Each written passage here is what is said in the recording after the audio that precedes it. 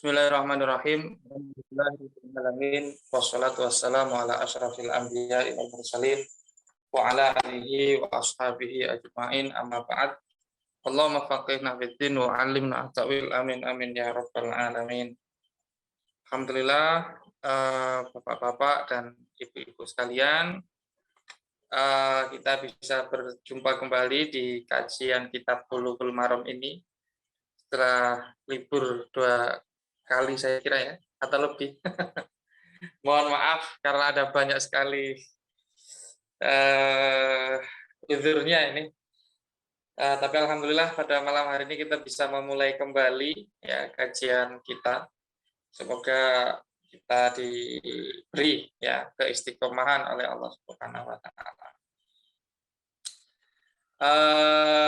Baik, sebelum kita mulai kajian, mari kita bacakan suratul Fatihah yang pahalanya kita hadiahkan pada Rasulullah SAW, para sahabat, tabi'in, tabi'ut tabi'un, para ulama, ya, mujtahid,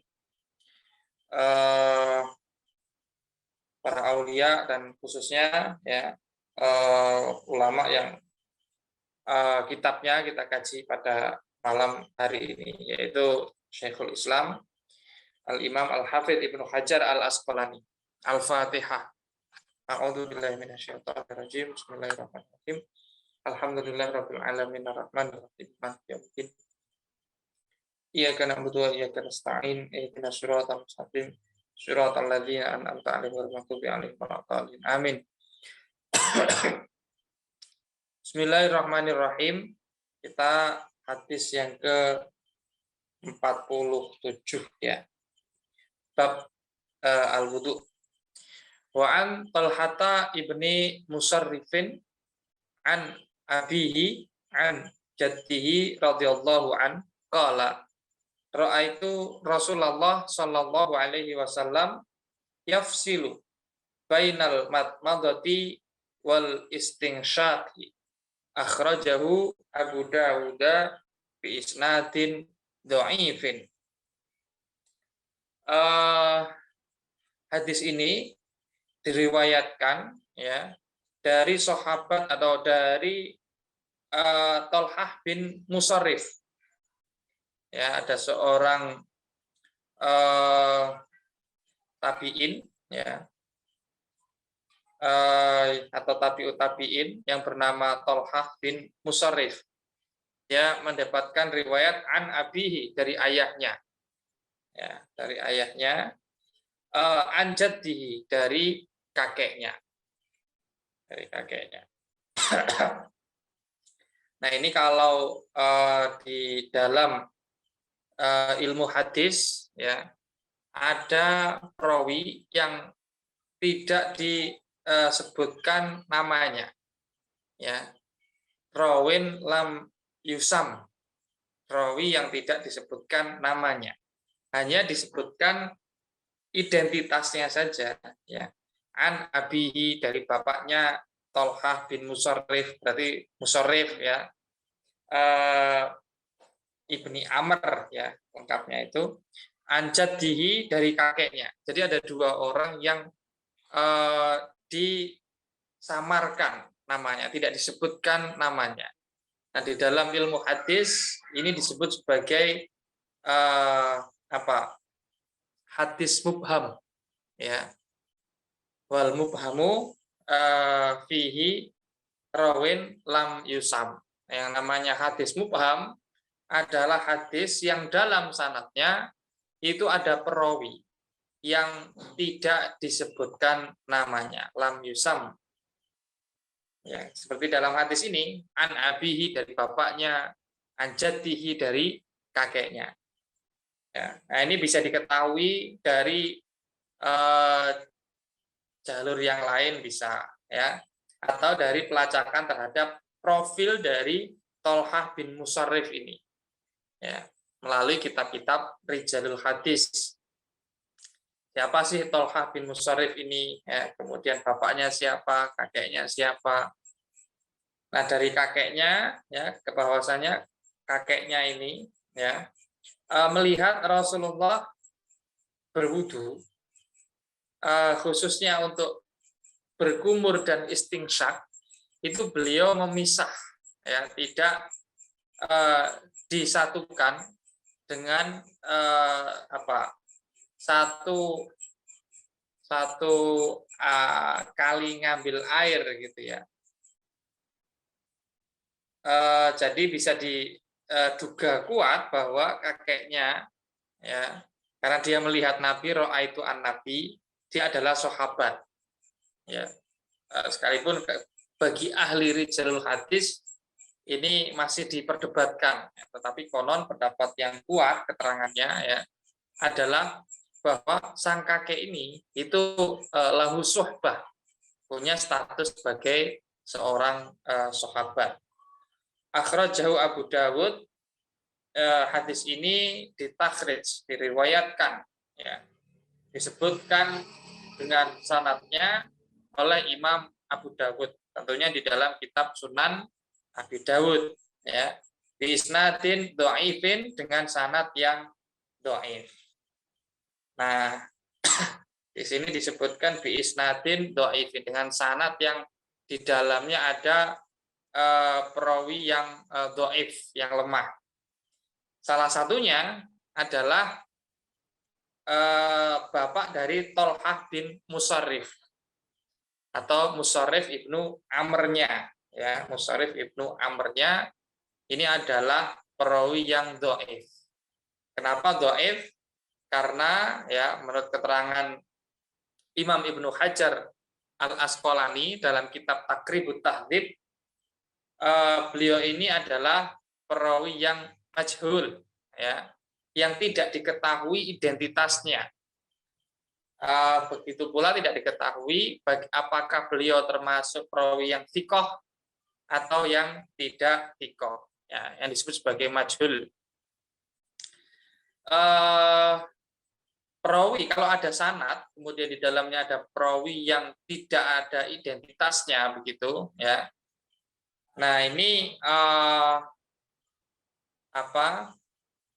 dinilai dhaif, Kenapa? Karena yang tidak diketahui itu, ya, sama dengan tidak ada, ya. Kalau ada kaidah, ya, ada paribahasa dalam keilmuan Islam, ya, wujuduhu ka'adamihi. Kalaupun dia ada, itu ya dianggap tidak ada. Yang namanya juga majhul, gitu ya. Tidak diketahui identitasnya. Nah, kalau ada sanad, ya, dan di sana ada perawi yang nilainya adalah majhul, ya berarti sanadnya adalah dhaif. Sebagaimana dijelaskan tadi, bi isnadin dhaifin. Dalam keterangan lain, ada perawi selain Musarrif bin Amr, ya, yang juga dhaif, ya, yang juga dhaif. Nah, beliau adalah Abu Laith namanya itu. Laith bin Abi Sulaim, ya, Laith bin Abi Sulaim. Menurut keterangan Imam An-Nawawi, ya, para ulama ahli jarh wa ta'dil sepakat ittifaq bahwa Laith bin Abi Muslim itu adalah perawi yang dhaif. Nah, ini redaksi jarh, ya, redaksi jarh. Jadi kalau ada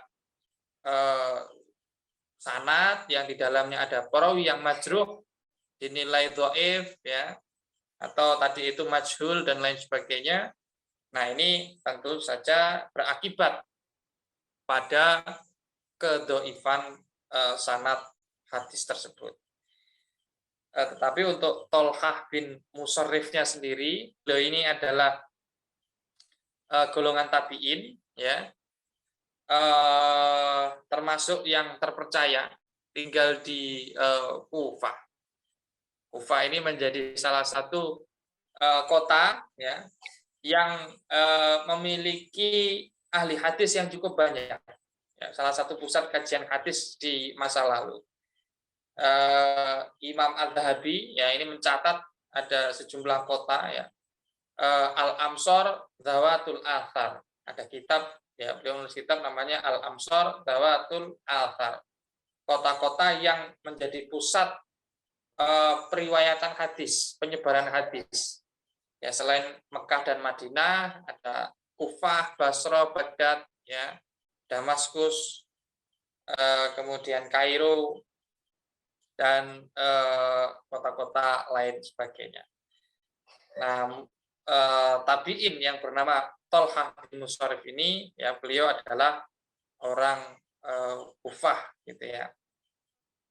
Beliau adalah salah satu tabi'in yang terpercaya, ahadul a'lam al-asbab minat tabi'in.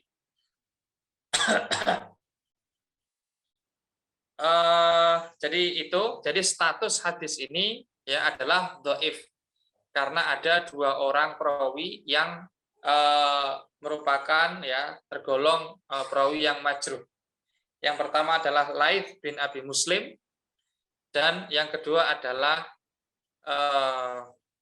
Musarrif bin Amr, ya, ayah dari tabi'in Tolhah bin Musarrif.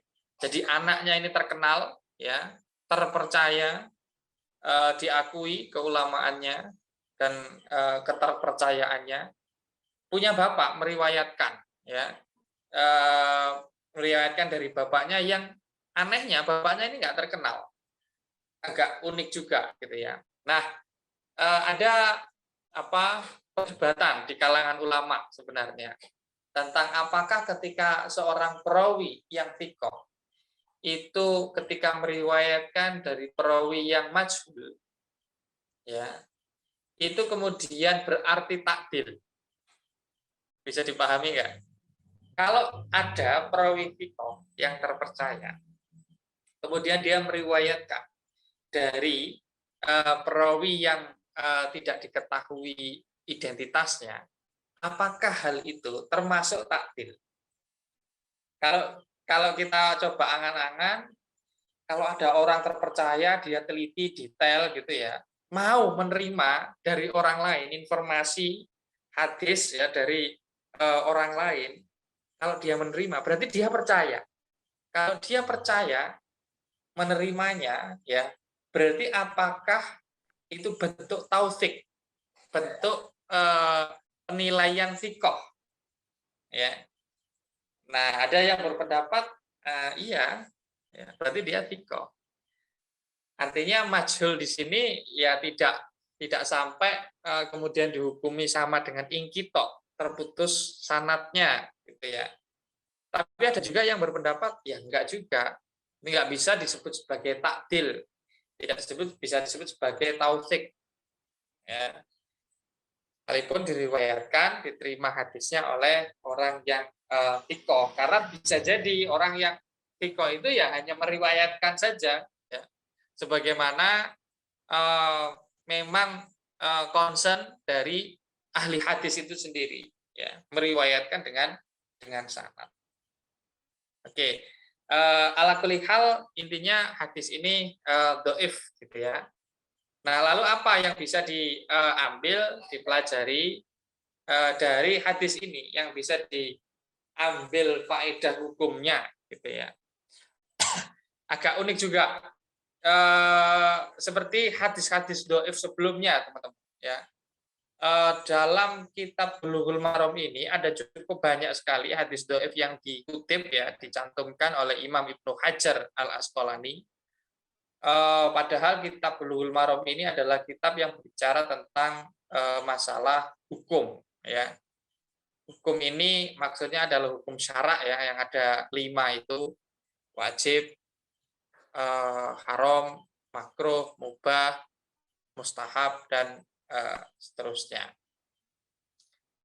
Lah, idealnya kan kalau berbicara masalah hukum, ya, ya hadisnya idealnya adalah sahih. Tapi ternyata ada cukup banyak hadis dhaif yang dicantumkan di sini. Salah satunya adalah hadis dari Tolhah bin Musarrif ini dalam riwayat Imam Abu Dawud yang dijelaskan, ya, di isnadin dhaifin.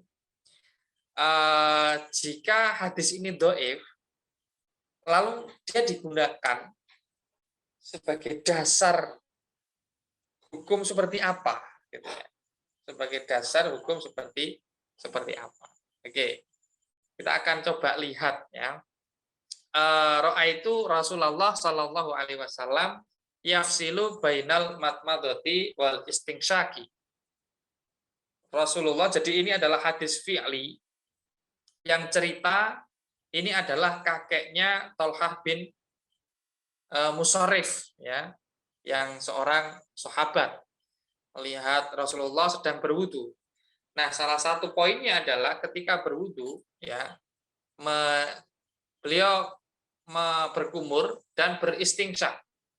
Istingsyak kemarin, ya, membersihkan hidung gitu ya, dengan cara menyedot airnya. Nah, caranya adalah yafsilu bainal matmadati wal istingsyaki. Memisahkan proses berkumur dengan proses istingsyak. Kalau di hadis-hadis sebelumnya itu ada keterangan yang seakan-akan, ya, menunjukkan bahwa tidak dipisah, tetapi disatukan antara berkumur dan beristingsyak ini.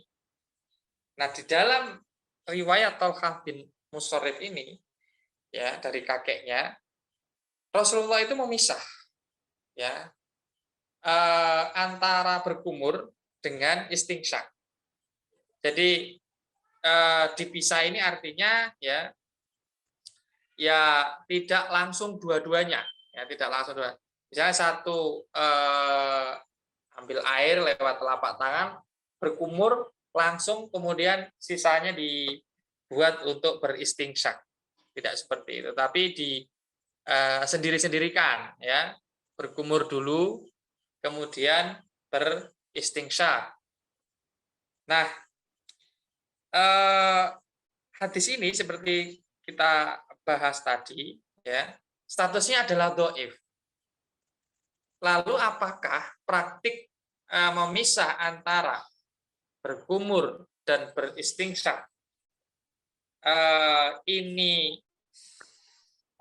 punya dasar yang bisa diterima, atau harus dilakukan seperti itu, atau seperti apa, ya? Karena dalam riwayat setelahnya ini nanti, ya, itu justru pengertiannya seakan-akan digandeng, ya, seakan-akan digandeng. Dalam riwayat setelahnya dalam Sunan Abi Dawud juga, wa an Aliyin radhiyallahu an fi sifatil wudu tsumma tamat madha wastangsara salatan yumatmid wa yansur minal kafi alladzi ya'khudhu minhu al-ma'a, akhrajahu Abu Dawud wa Nasa'i. Nabi kemudian berkumur-kumur dan, ya, beristighfar.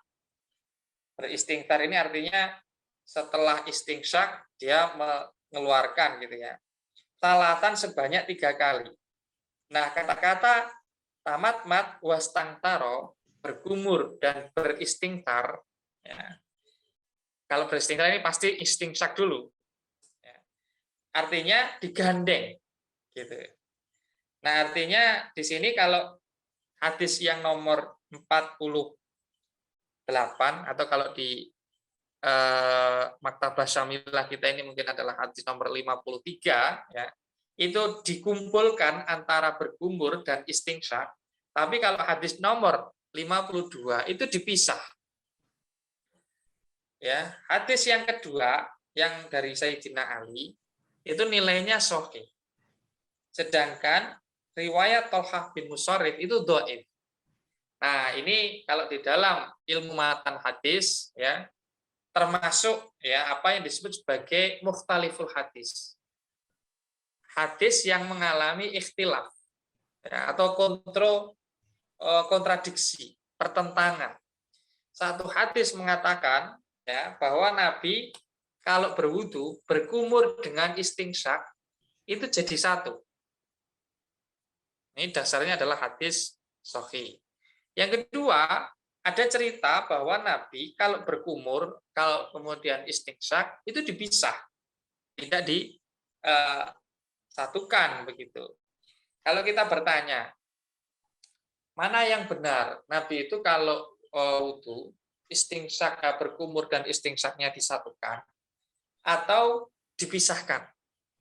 Disatukan atau dipisahkan.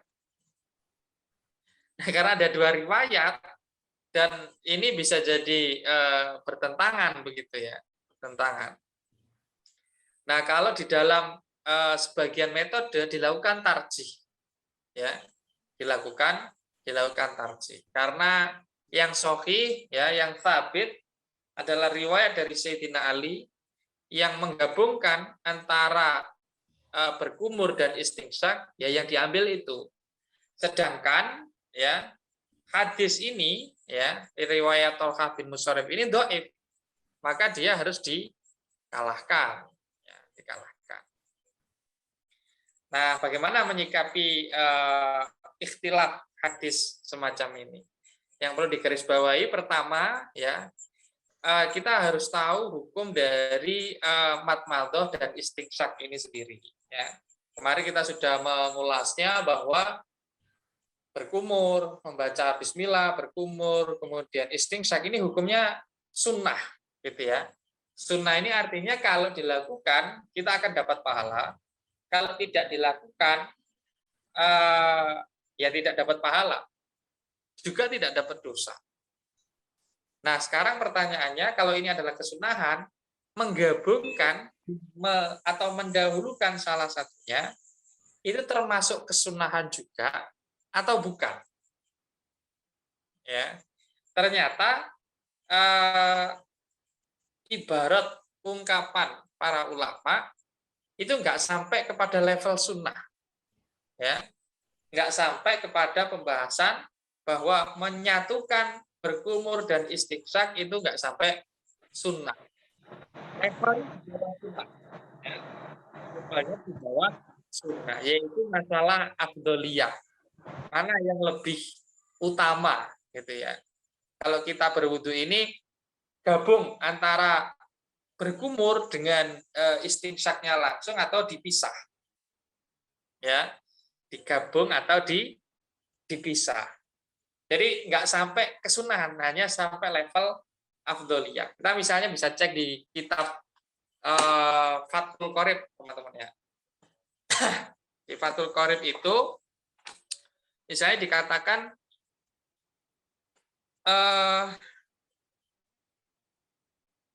wal jam'u bainal madmadah wal istingsak bi salati ghurafin yatamatmat min kullin minha tsumma yastangsiku afdalu minal fasli bainahuma.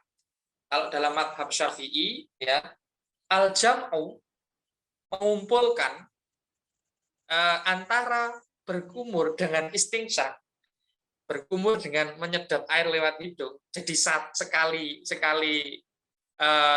jalan, ya, itu afdal bahasanya, ya.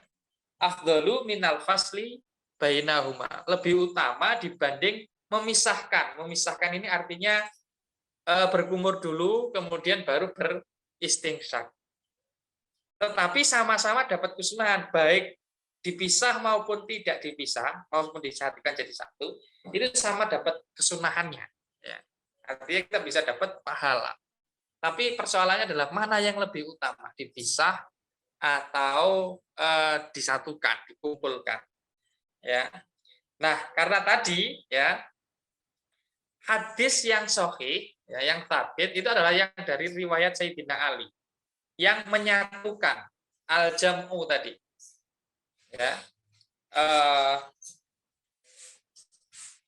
Apa tadi? Tsumma tamat mado wastangtaro talatan. Nabi berkumur dan beristingsak, ya. Kalau ada dan itu berarti digabung, ya.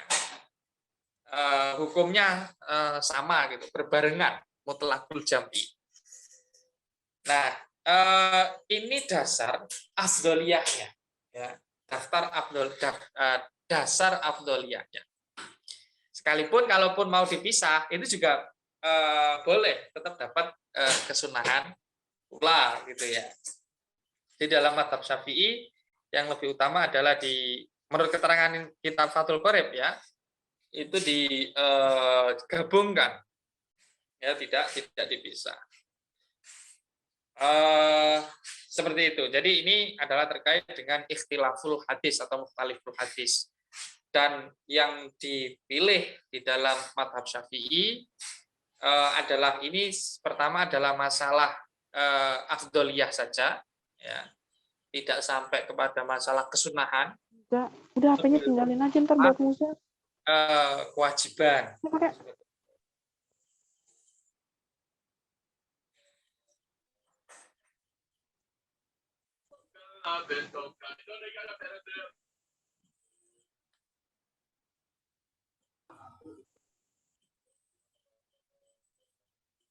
Oke, kita lanjut ya. Hadis wa'an Abdullah bin Zaidin fi sifatil wudu'i. Ada riwayat lain terkait dengan matmadoh ya dan istingsyak ini dari sahabat Abdullah bin Zaid. Tsumma adkhala sallallahu alaihi wasallam yadahu famat mado. Lalu ceritanya ada seorang sahabat yang bernama Abdullah bin Zaid. Ya. Sahabat Abdullah bin Zaid ini kalau keterangan Takribut Tahdhib, kitab Takribut Tahdhib ya, ini sahabat yang berjasa menumpas pemimpin pemberontak ya, yang bernama Musailimah Al-Kadzdzab. Karena itu beliau ini sangat terkenal ya, Abdullah bin Zaid. Ini sangat terkenal karena salah satu jasanya itu menumpas pemberontak gitu ya. Nah, beliau riwayat yang paling masyhur adalah terkait dengan sifatul wudu, cara wudunya Rasulullah ini. Nah, apa isinya? Salah satu yang dikatakan dalam riwayat beliau adalah summa adkhala sallallahu alaihi wasallam yadahu. Rasulullah memasukkan tangannya ke ember gitu ya, ke tempat air, famat mado. Kemudian Rasulullah berkumur. Ya, berkumur. Wastangsyaqa, dan beristingsyak. Min kafin wahidatin, dari satu cakupan gitu ya, dari satu cakupan. Nah, ini juga mendukung riwayat dari Sayyidina Ali tadi yang menggabungkan antara berkumur dan beristingsyak. Kalau dalam riwayat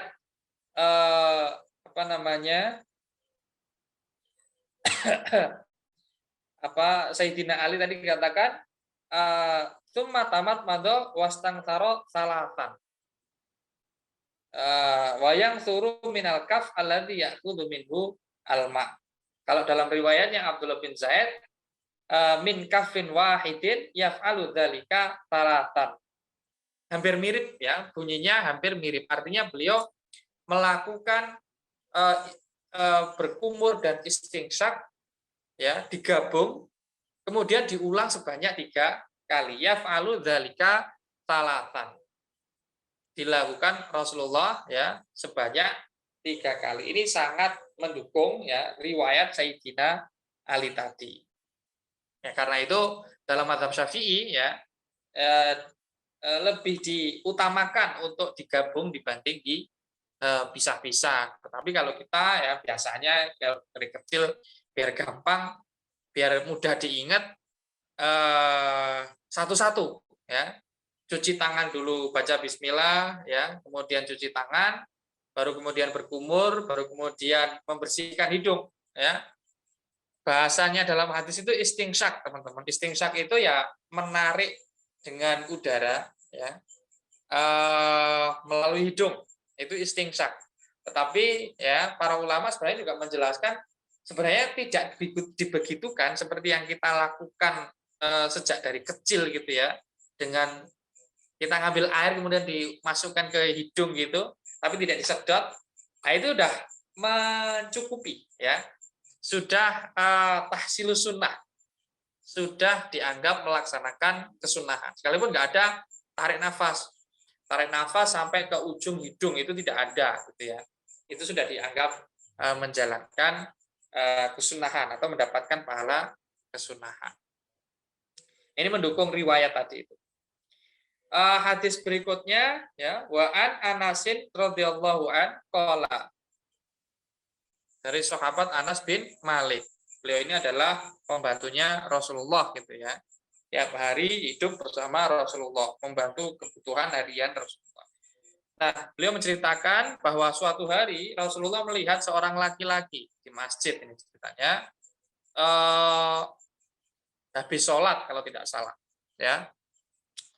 Dan beliau melihat bahwa di telapak kakinya, kodamihi, itu ada sebesar ukuran kuku, lam yusibhu al-ma'u, yang tidak terkena air. Jadi kelihatan kalau wudhu itu nggak rata, airnya nggak menyeluruh ke bagian telapak kakinya. Lalu apa yang dikatakan oleh Rasulullah? Faqala irji' fa ahsin wudhu'aka. Kembalilah kamu, ya, ulangi lagi dan perbaiki wudhumu, ya. Perbaiki wudhumu. Nah, ini hadis ini menunjukkan, ya, kemudian diriwayatkan tentang tata cara urutan wudhu, gitu ya, seperti yang kita kenal hari ini.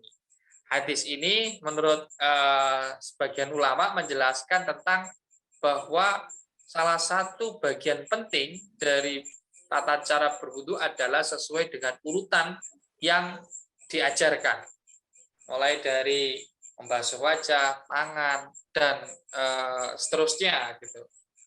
Nah, di situ menjadi dalil semacam itu. Jadi ahsin wudu'aka itu maksudnya adalah sesuai dengan urutan, sesuai dengan cara yang benar, yang sempurna begitu ya. Nah, hadis ini juga menjadi dalil kewajiban membasuh secara merata bagian-bagian tubuh yang termasuk anggota yang wajib dibasuh saat wudu. Misalnya muka, ya, ini harus rata, nggak boleh ada satu cuil pun, satu bagian pun dari muka kita yang kalau ketika kita berwudu itu nggak kena. Saya habis ngecat, ada nempel satu gitu ya, satu titik, atau habis ngecat, habis pakai oli atau apa ya, yang di sana air bisa terhalang mengenai kulit kita. Nah, ini harus dibersihkan. Kenapa? Karena membasuh bagian wudu untuk kesempurnaan wudu ini adalah hukumnya wajib. Ada juga yang berpendapat bahwa hadis ini juga menunjukkan tentang keharusan apa yang disebut al-mualah, yaitu terus-menerus. Jadi berwudu tidak boleh dipisah-pisah. Misalnya sekarang jam berapa? Jam 8 saya berwudu. Berwudu tetapi hanya sampai tangan doang, muka, tangan doang. Nah, nanti sebelum subuh saya lanjutkan berwudunya, mengusap rambut kepala, kemudian baru membasuh kaki. Ya. Kenapa ada yang mewajibkan terus-menerus, ya? Karena memang di dalam riwayat hadis ini seperti saya katakan tadi dijelaskan urutannya, urutan wudunya, dan semuanya dilakukan secara beruntun. Nah, kemudian dipahami bahwa berarti berdasarkan hadis ini mualah terus-menerus, ya, tidak boleh dipisah dengan jarak yang tertentu begitu. Itu adalah sebuah kewajiban, ya. Itu. Kemudian riwayat selanjutnya, wa anhu, dan dari sahabat Anas bin Malik juga radhiyallahu an qala kana Rasulullah sallallahu alaihi wasallam yatawaddau bil muddi wa yaghtasilu bis-sa'i ila khamsati amdadin, muttafaqun alaihi. Bahwa Rasulullah itu kalau berwudu cuman pakai air 1 mud. 1 mud itu 625 mili. 625 mili itu ukuran aqua, botol aqua yang sedang. Kan ada yang gede, sedang, ada yang ukuran kecil 3 ribuan gitu ya.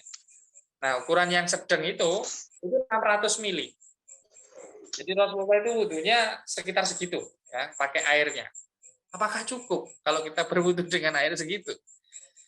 ya cukup aja, karena yang dibasuh juga yang utama, yang pokok ya, yang wajib-wajib, ya, yang rukun-rukun wudhu. Tetapi sebenarnya 600 mili itu sudah bisa dapat kesunahan juga, ya, sudah plus dengan kesunahan. Boleh dicoba deh.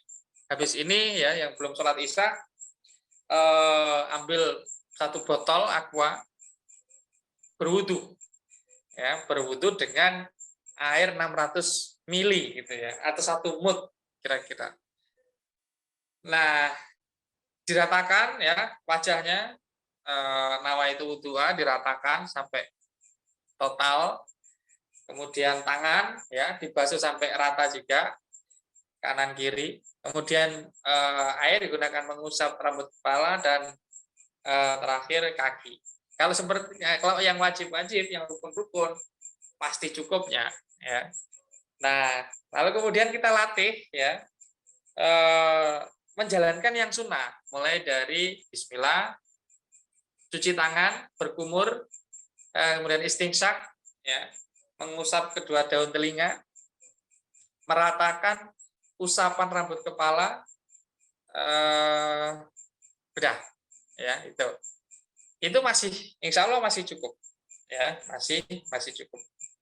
Saya pernah mencoba dengan teko yang kecil itu ya, yang ukuran kecil, yang mungkin sekitar 600 mili juga, ya bisa-bisa saja, ya, bisa-bisa saja. Dan Rasulullah itu wudhunya ya seperti itu, cukup hemat gitu ya. Kalau kita lihat kondisi di Madinah ya 1500 tahun yang lalu, ya mungkin relevan ya, cocok dengan kondisi saat itu di mana air ya tidak akan cukup melimpah kalau di musim selain musim hujan gitu ya. Jadi penggunaan air bisa jadi harus lebih hemat ya, lebih hemat. Nah, ini menunjukkan ya Rasulullah itu ya ramah lingkungan gitu ya, bisa menghemat penggunaan air itu secara hemat. Nah, kalau kita, saya kira enggak segitunya gitu ya, karena air kebanyakan kalau di kita kan melimpah. Kadang-kadang wudhu sekali itu enggak puas gitu ya, harus dibasahi semua, harus dikopioi semua gitu. Wayak tasilu bisoi, Nabi itu kalau mandi dengan 1 sok air. 1 sok air itu artinya 4 mud gitu ya. 600 mili kali 4 itu 1 sok jadinya. Ila khamsati amdadin, 1 sok sampai 5 mud, artinya ya 5 mud ini artinya 1 sok lebih sedikit, lebih 1 mud ya. 1 sok ya itu sekitar 2,5 liter 1 soknya, atau 4 mud ya.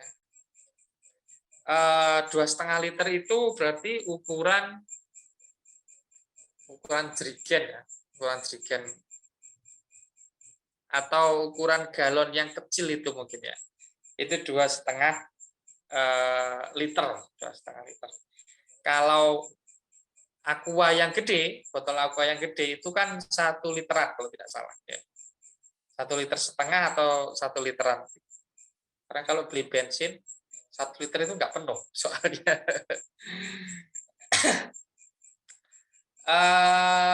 Jadi sekitar 2,5 liter aqua itu kalau mandi maksudnya mandi ini tentu saja adalah mandi wajib atau mandi sunnah begitu ya. Nah, itu beliau menggunakan air sebanyak 5 mud atau 1 sok, 2,5 liter. Ini juga terbilang hemat juga ya, terbilang hemat juga. Hadis berikutnya, wa an Umar radhiyallahu an qala Rasulullah sallallahu alaihi wasallam, ma minkum min ahadin yatawadda fayasbihu alwudu'a tsumma yaqul asyhadu an la ilaha illallah wahdah la syarikalah wa asyhadu anna Muhammadan abduhu wa rasuluh illa futihat lahu abwabul jannah at-tamaniyah yadkhulu min ayyiha syaa. Akhrajahu Muslim wa Tirmidzi wa zada. Allahumma ja'alni minat tawwabina wa ja'alni minal mutatahhirin. Diriwayatkan dari sahabat Umar Ibnu Khattab bahwasanya beliau berkata, Rasulullah bersabda, tidak ada dari salah satu kalian yang berwudu lalu dia menyempurnakan wudunya, ya. Setelah selesai wudu sempurna, dia berdoa dengan doa ini, bacaan ini, membaca doa ini. Asyhadu alla ilaha illallah wahdah la syarikalah wa asyhadu anna Muhammadan abduhu wa rasuluh. Doanya sampai di situ. Illa futihat lahu abwabul jannah. Kecuali akan dibukakan untuk dia ya pintu-pintu surga. Kalau di versi kitab saya itu ada keterangan tambahannya at-tamaniyah, ya, yang 8. Yang 8 ya dakhulu min ayyiha syaa, dari manapun ya dia bisa masuk. Nah, ini kalau ditakdirkan masuk surga ya diberi kebebasan untuk masuk dari pintu manapun dia mau gitu. Dari 8 pintu surga. Ini menunjukkan ya bahwa dianjurkan ya, kita dianjurkan untuk membaca doa ini. Ya, karena ada thawabnya, ada balasannya ya, ada al-wa'adnya, yang mana sesuatu itu kalau ada janji yang diberikan berarti kita didorong untuk melakukan ya. Nah, ini tidak sampai wajib ya, tapi hanya sampai di level sunnah saja. Artinya kalau dilakukan ya dapat pahala, kalau nggak dilakukan ya nggak dosa juga. Ada tambahan doanya, Allahumma ja'alni minat tawwabina wa ja'alni minal mutatahhirin. Hadis ini diriwayatkan oleh Imam Muslim dan Imam At-Tirmidzi. Oke, bapak-bapak dan ibu-ibu sekalian, demikian beberapa hadis yang bisa kita baca pada malam hari ini. Silakan, mungkin ada 1-2 pertanyaan.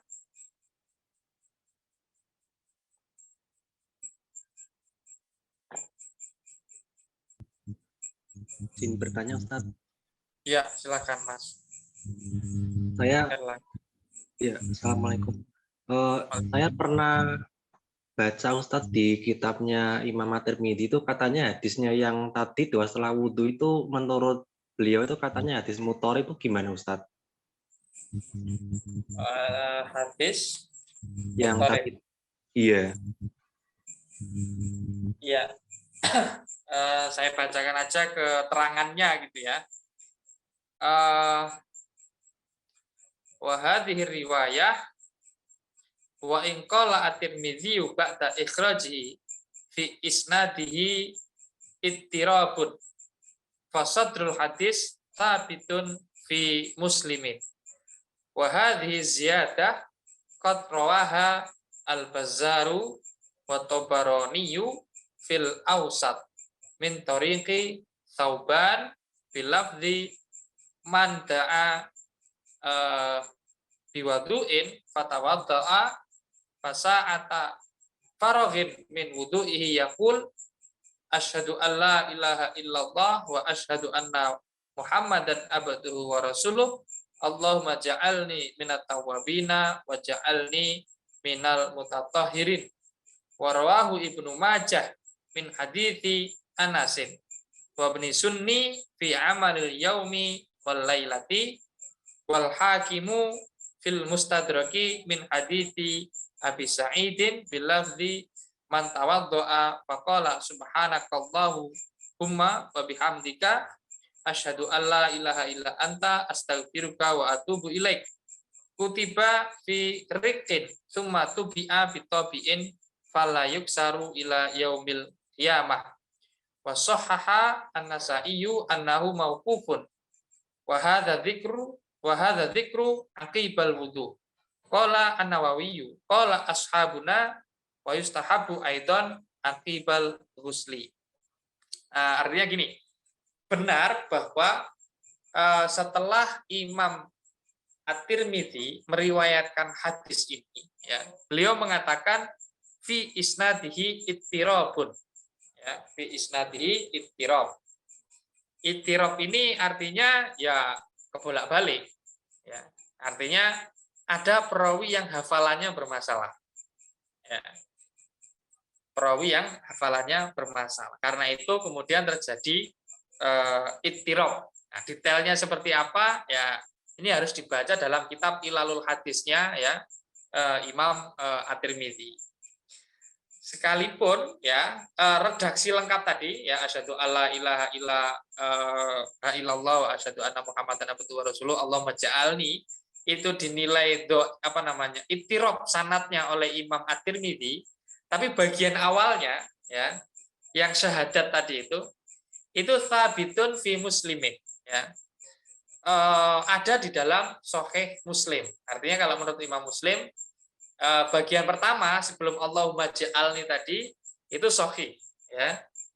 Nah, masalahnya ada di Allahumma ja'alni minat tawwabina wa ja'alni minal mutatahhirin. Redaksi ini, ya, kalau menurut keterangan Imam At-Tirmidzi tadi itu, ya, itu ittirab, fi isnadihi ittirab. Nah, berarti kesimpulannya kalau ittirab hadisnya dhaif, ya, hadisnya dhaif, tidak tsabit. Nah, bagaimana terkait dengan kedhaifan hadis ini?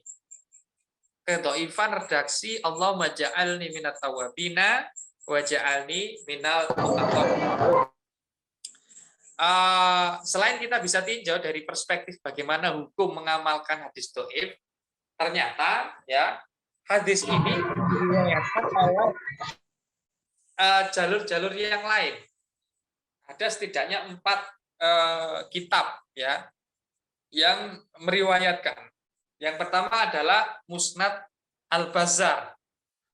Ya, jadi Allahumma ja'alni minat tawwabina wa ja'alni minal mutatahhirin itu tidak hanya ada di dalam Sunan At-Tirmidzi, tapi juga ada di dalam Musnad Al-Bazzar. Yang kedua ada di Al-Mu'jam Al-Awsat karya Imam At-Tabarani. Yang ketiga ada di dalam riwayat Sunan Ibnu Majah, ya, 4. Kemudian riwayat Imam Ibnu Sunni dalam kitab Amalul Yaum wal Lailah. Ada juga dalam Mustadraknya Imam Hakim, ya, Mustadraknya Imam Hakim. Wa shahhaha An-Nasa'i annahu mauqufun. Nah, Imam An-Nasa'i menerima riwayat Allahumma ja'alni, ya, minat tawwabina wa ja'alni minal mutatahhirin. Wa shahhahahu An-Nasa'i, dinilai sahih oleh Imam An-Nasa'i. Tetapi statusnya hanya mauquf, ya, tidak sampai kepada marfu. Artinya apa? Yang berdoa dengan Allahumma ja'alni minat tawwabina wa ja'alni minal mutatahhirin ini adalah sahabat Umar ibnul Khattab. Riwayat yang sampai kepada sahabat Umar bin Khattab ini sahih menurut Imam An-Nasa'i. Tetapi kalau marfu, nah ini yang dhaif. Nah, boleh nggak mengamalkan hadis mauquf atau apa yang diamalkan oleh sahabat seperti ini, ya? Ya, boleh-boleh saja, ya, boleh-boleh saja. Karena kalau kita lihat, ya, profil dari perawinya yaitu sahabat Umar bin Khattab yang merupakan, ya, salah satu dari Khulafaur Rasyidin, ya, di mana Rasulullah, ya, justru menganjurkan kita untuk mengambil, ya, dari para khalifahnya Rasulullah Shallallahu Alaihi Wasallam. Sama kayak sholat raweh itu kan kita amalkan itu dari sahabat Umar ibnul Khattab. Itu praktiknya sampai hari ini kita lakukan. Adzan 2 kali dari sahabat Utsman ibnu Affan kalau Jumat ya, itu kita pakai. Mushafnya, khotnya apa, rosemnya, tulisannya teks Al-Quran itu adalah rosem yang dibakukan oleh Sayyidina Utsman ibnu Affan. Itu kita pakai juga. Artinya hadis yang hanya sampai kepada para sahabat, ma'udhifa ila sahabi, ya, hadis yang disandarkan kepada seorang sahabat, ya, itu bisa saja dipakai, boleh-boleh saja. Itu ya satu dari pendekatan sanadnya tadi itu. Kalau dari pendekatan hukum mengamalkan hadis dhaif, nah, mengamalkan hadis dhaif ini ada 3 pendapat. Yang pertama, melarang secara mutlak. Ya. Misalnya adalah Imam Al-Bukhari. Beliau termasuk yang berpendapat tidak boleh ya mengamalkan sama sekali hadis dhaif. Yang kedua adalah mutlak membolehkan. Imam Ahmad bin Hambal, Imam Abu Dawud itu berada di golongan ini. Yang ketiga, dipilah-pilah, ya, boleh diamalkan dengan ketentuan, ya, bisa dijadikan dasar ya dengan ketentuan.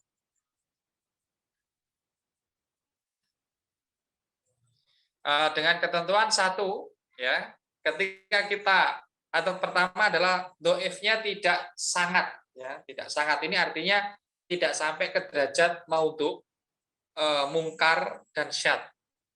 Hadis ini kan tadi hanya disebut ittirab saja, nggak sampai syadz, mungkar atau maudhu. Ya. Yang kedua, ya, ketika kita beramal, itu kita punya sandaran dalil umumnya, ya, punya sandaran dalil umumnya. Ya, yang namanya berdoa kan nggak lihat waktu dan tempat ya, kecuali tempat-tempat yang dilarang. Nah, ini juga masih doanya masih bagus, mintanya kepada Allah gitu ya. Allah waj'alni minat tawabina waj'alni minal mutatahhirin. Ya. Itu syarat yang kedua. Yang ketiga syaratnya, aduh saya lupa apa ya. Itulah. Jadi menurut Imam Ibnu Hajar Al-Asqalani, ya, ini pendapat yang menengahi, jadi tidak diperbolehkan secara mutlak, juga tidak membolehkan secara mutlak, ya, tetapi dirinci dengan ketentuan tadi. Nah, kalau kita lihat sebenarnya hadis atau riwayat doa Allahumma ja'alni minat tawabin wa ja'alni minal mutatahhirin ini ya, oh ya, yang terakhir adalah dalam masalah fadhailul a'mal, ya, dalam masalah fadhailul a'mal. Artinya untuk amalan-amalan yang dianjurkan saja, bukan kewajiban, bukan keharaman gitu ya. Tapi persoalan amalan yang dianjurkan saja, yang disunnahkan. Nah, ini kan juga bagian dari kesunahan. Berdoa setelah berwudu ini adalah kesunahan, bukan kewajiban. Kita nggak melakukan pun itu nggak dosa gitu ya. Jadi itu pendekatan dari hukum mengamalkan hadis dhaif. Seperti itu Mas Erlangga. Jadi kesimpulannya, sekalipun Imam At-Tirmidzi mengatakan ini tirab artinya hadis dhaif ya, tapi sejatinya dia bisa naik derajatnya menjadi hasan li ghairihi. Bahkan kalau menurut Imam An-Nasai riwayatnya sahih ya, tetapi mauquf, tidak sampai marfu. Artinya ya ini kembali ke prinsip kemarin bahwa tasqih dan tad'if hadis ini adalah bersifat ijtihadi, bisa berbeda-beda antara satu ulama dengan ulama yang lainnya. Oke, ada pertanyaan di chat ya.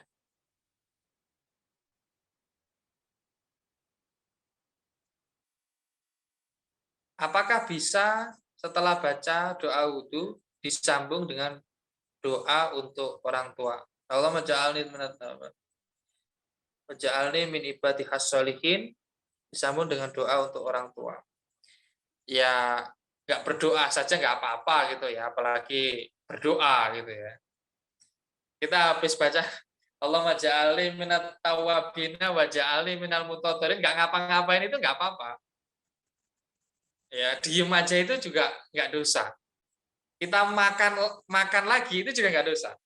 Apalagi ini berdoa gitu ya, di mana doa ya merupakan perintah Allah Subhanahu wa taala. Ud'uuni astajib lakum. Ada kesunahan secara umum kita ya untuk dianjurkan berdoa. Nah, doanya isinya apa sebenarnya kan ya bebas-bebas aja. Apalagi ini setelah berwudu gitu ya, ada anjuran secara umum untuk berdoa ya. Saya kira tidak masalah gitu ya. Kalau pertanyaannya boleh tidaknya, sangat-sangat boleh. Sangat-sangat boleh. Kalau pertanyaannya hanya sekedar boleh atau tidak boleh. Nggak ngapa-ngapain aja boleh, apalagi menjalankan sunahan berdoa gitu ya. Seperti itu. Ada lagi nggak tadi ya?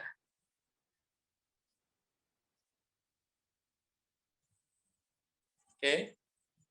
Tentang doa di setiap anggota tubuh ketika wudhu, apakah ada anjurannya dalam hadis?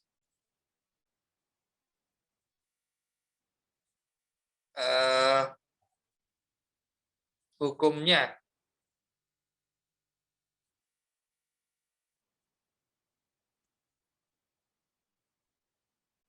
ya, hukumnya mubah, hukumnya boleh. Mubah itu dilakukan yang enggak masalah, enggak dilakukan juga tidak masalah. Kalau kita kembali ke dalil umum tentang berdoa ya hukumnya sunnah ya berdoa itu.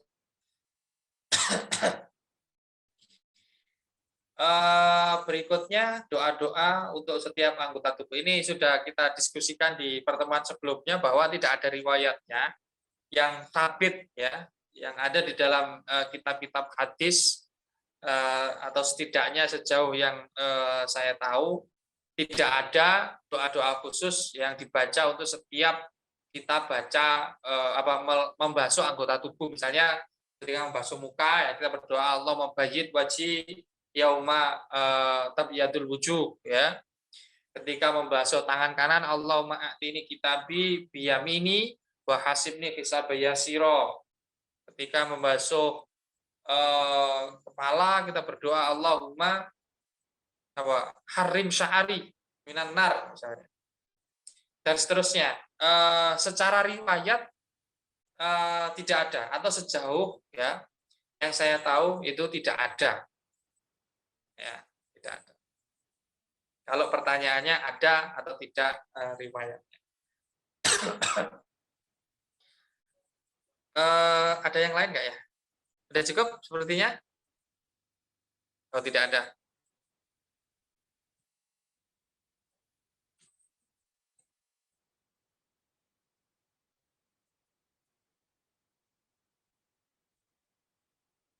Baik, kalau sudah tidak ada, mari kita tutup kajian kita pada malam hari ini dengan membaca surat Al-Fatihah, diiringi harapan doa ya, kepada Allah Subhanahu Wa Taala agar apa yang kita pelajari pada malam hari ini ya bermanfaat bagi kehidupan kita. Al-Fatihah. A'udzubillahi minasyaitonir rajim.